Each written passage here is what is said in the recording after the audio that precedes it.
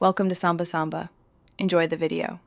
In this video, I will explain how to turn off your car in Need for Speed Heat on Xbox. It's important to know that the game doesn't feature a dedicated turn-off engine button while you're driving around the open world. Instead, the game handles this action through other interactions. We'll cover the primary methods to achieve this, ensuring your vehicle is properly powered down when you're done with your high-speed pursuits. The most straightforward way to turn off your car is by simply exiting it. Find a safe spot, perhaps a quiet street or an alleyway, where you won't be disturbed by the police. Then, press and hold the Y button on your Xbox controller for about 2 to 3 seconds. Your driver will gracefully step out, and the car's engine will power down, effectively turning it off. This is perfect for quick stops.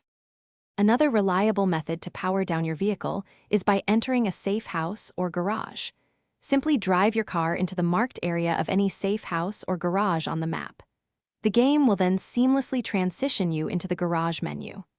This action automatically turns off your car's engine, allowing you to customize, repair, or simply store your vehicle. It's a great way to end a session. To summarize, while there isn't a direct turn-off engine button in Need for Speed Heat, you have two main ways to achieve this.